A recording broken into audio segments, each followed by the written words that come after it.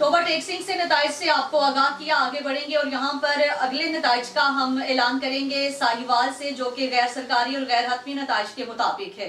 Election commission forum 47 के मुताबिक जिला साहिवाल की 10 नशिस्तों पर उम्मीदवारान की बर्तरी की डिटेल जारी है।